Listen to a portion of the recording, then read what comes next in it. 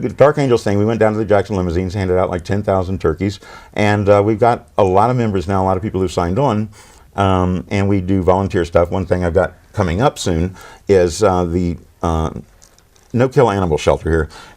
People donate a lot of food and stuff for dogs, but not for cats, and gots love cats. I have 6 myself. And so what I'm trying to do with the goth clubs in the area is one night out of the month, each of them have a discounted admission, and people bring cat food and cat litter and stuff that we take over to the no-kill shelter, where they actually have medics working. And because if a regular shelter sees an animal who's injured in something, they will just put it away. Down. Yeah, this one, unless it's just irreparable, they will fix the pets there.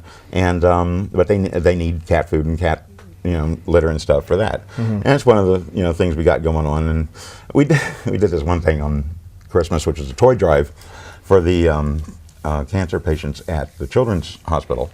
And I was like, okay, we brought in a lot of toys, and I was also playing with the band Many of Odd Nature at the time, and we played, and everybody brought the stuff in, but they asked me to go down there and hand out the toys. I'm like, I can't do this because I am the biggest wuss. I said, no kid wants to get a Christmas present from some guy whose eyeliner is running down. And we have to do something else. So they said, actually, they have kids who are there for over 6 months and stuff. They decorate their rooms. They paint them the way they want them and stuff. Yeah. So to come in the middle of the night and do that would be cool. Yeah. But yeah, I just couldn't. I love kids and stuff, but I couldn't do that. You play instrument? Yeah, I'm keyboardist. I was actually with the band Exquisite Corpse out here. Do you know Sean Brennan from London After Midnight? Yeah. Yeah, he was my guitarist. And Screaming Man George was my bass player. And John Vulich was keyboardist. Now, yeah, we used to open for Specimen and the Cramps and stuff like that. This was man. In the 80s. But you know what? I didn't know that other stuff too about your charities and stuff like that. You're a good man. Thank you. I try. You're a good man. I like I said, I've always watched the show, and I can tell you're a good guy. Well, that's one thing on the show is, and there's a thing that they do with reality TV, and I don't think it's like giving too much away when they say they try and like provoke conflict. And I'm the sort of person, I'm really positive. So, and you could tell that. That's what I mean. Like you wanted me to yell at people to lose it. They would try and set things up to where I would lose it, and I wouldn't. Anybody ask me how things are going, I always go, awesome.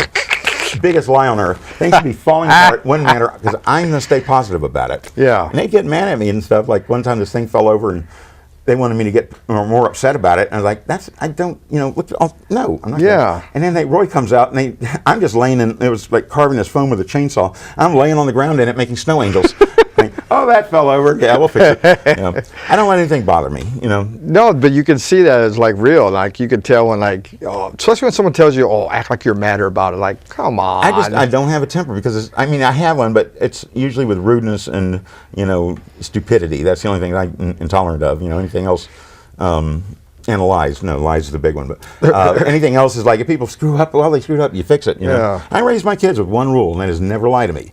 If you fuck up, you come tell me, we'll fix it. Don't tell your mom. And it's like, and it's work. Yeah, we're a lot alike. I don't get upset either, or not like, hey, what the hell? Well, no, because I'm the sort. My brain works in such a way that if something's wrong, I start thinking about how to fix it, how to make it right. I don't stop to get pissed about it. That's a good way to be. That's what we're like that, man. Yeah, I let other people go ballistic around me, and I'm just like that little black center of calm over here, like. But figuring out how to make things better. I must say though, my nails are longer than yours, man. Yeah, they are. I know. I busted mine, and I didn't even polish mine before I came today. Hey, that's all right. That's all right. I'm just glad you came. Yeah. In fact, I thought you were gonna run out on me. After. No, I dropped a big iron bar on my foot and let out a scream that dogs could hear. And that's why I'm not wearing my fancy boots today. I'm wearing my.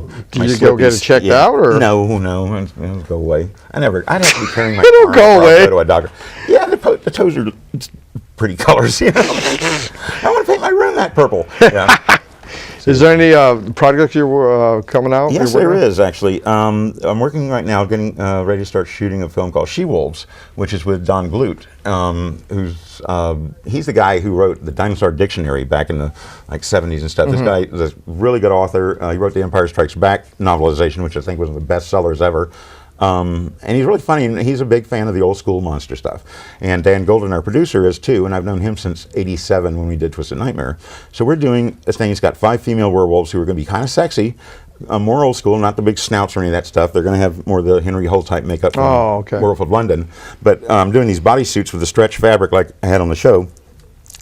The stretch furs from National Fiber Technology, so you can actually see skin through the fur, and it's gonna be cool. You got 5 of those going. Then I got a film called The Betrothed for Jim Lane. After that, I think starting up, and then let's see, convention appearances. I'm going to be in Seattle at Crypticon at the end of May. Is that a new one? No, that's been around a long time. Crypticon? Crypticon, yeah. There's one in Seattle, one in Minneapolis, and one in Kansas City. Wow. Yeah, there's 3 of them. So I'm doing that, and I'm also doing, there's this charity up there called Scare, which is a charity haunt. And they had this gargoyle mascot, and they've had it for over 15 years. And it is falling apart. I mean, rotting. It's latex-covered polyfoam. I mean, the latex looks like it is melting like wax. It's weird.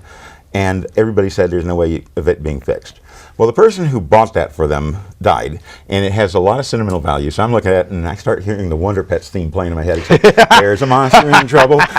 So yeah, that's how my brain works. So yeah, so I said I'd fix it. And then I got up there and realized how bad it was. So then we peeled all the latex off of it and down to the polyfoam, and then I recovered new 1/2-inch foam onto it that I'm going to go back and carve in the detailing. And then I took the head back, and it had fog running out of its mouth for years, and all of that oil from the fog collected in the lower jaw, so it's mush, as it was a polyfoam head. So I just resculpted the head over it made it look a little different because, put my little thing on, bigger teeth, more mean, and I'm running it in fiberglass, which will last forever.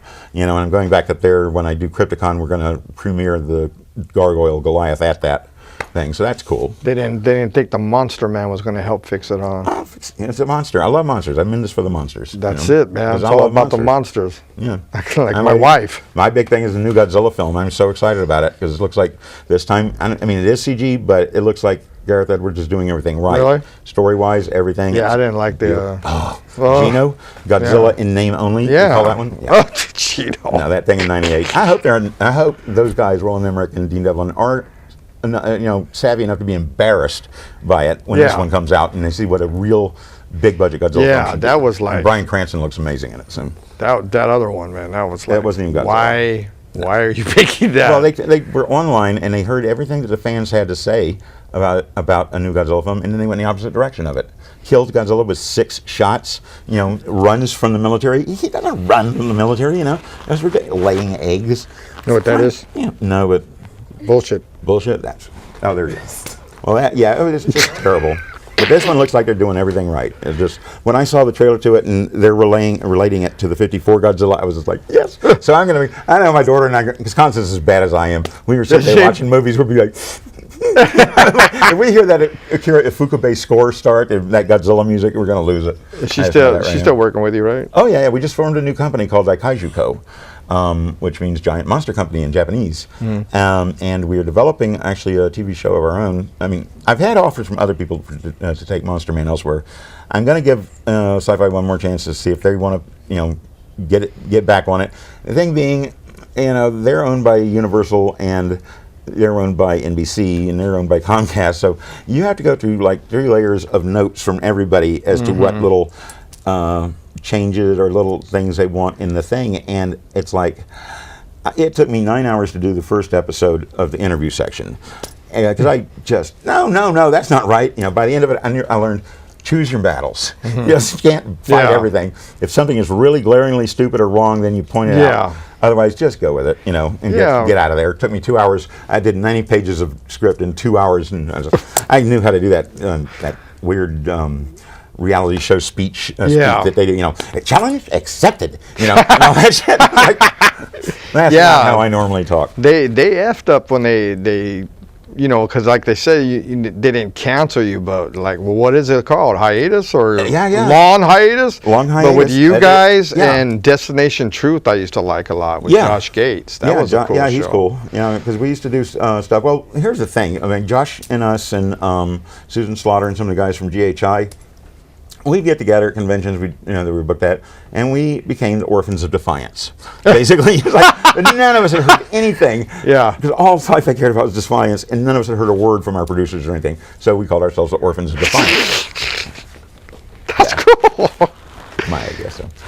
Did you want to give out any information, or like your Facebook or anything like that? No. No, actually, I got a. I got Dark Angels. 5,000 friends. Dark Angels. Yeah, Dark Angels -LA is my Dark Angels page on Facebook, and we do have a new web page coming up on Daikaiju Co, which is DAIKAIJUCO. That means .com. Yeah. But I haven't finished doing it yet. Okay. I mean, I'm working on it. It's All up. right. I just don't know that much about computers, so it takes me a little while. And then I may like erase some big thing I had on there and have to go back and put it. Yeah. Well, I really appreciate you coming Thank you. on this silly Anytime. show, and I had your brother on too. Oh, I'm sorry. I don't want to say anything. That's another subject. But yeah, you know. Just remember what I said about friends and family become meaner and strangers. I remember. But thank you very much, Thank Cleve, you. for coming down, and maybe like I don't, you know, maybe if you're not trying to hide or nothing, maybe I I'll don't get you ever come down hide. here on a Halloween show if you're not Ooh, busy. that'd be cool. But I know we've been on 23 years. Oh, I know. I was down here. I was actually I was just visiting because my girlfriend at the time, Tommy X, was on the show, and I just hung out because she never showed up. I think something like that. Yeah. Yeah, and yeah, you told me because I had Penis Flytrap and her on. David's now in Detroit. Ran into him up there, and he's doing really well. Wow, that's good. Yeah. In fact, I may have him do some music on one little project we have going. Wow, that's great, man. That's very cool. Well, thank you very much again for thank you. coming down, man. And you had to put up with some of these Now you can weirdos. get the weirdos back in here, and I'm one of the weirdos too, you know, because I mean, So am I, these but guys, I know Smokey. there's a years. limit. Smokey wrote a song for me too. Really? Yeah, he wrote the Monster Man's theme, but then Devo did theirs in well. Yeah, you know, hey, it's the stepping ladder. I sent it in, you know, but I didn't know Devo was doing that at the time, so. That's cool, though. But he wrote a very nice song for me too. I thought that was very touching.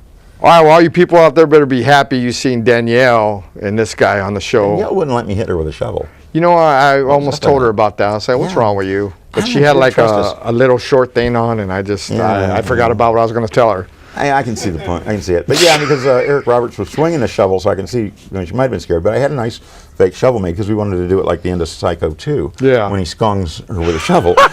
That's amazing. And I'd set up a rig with this bar that the shovel would hit that and never hit her head. She didn't trust us. Darn you, Danielle. What's wrong with you? Next time, I'll come over there and call me, and I'll hit you with it. You trust me, right? Yeah, okay. All right, well, we'll be back with some more weirdness after Plan 9 from Outer Space.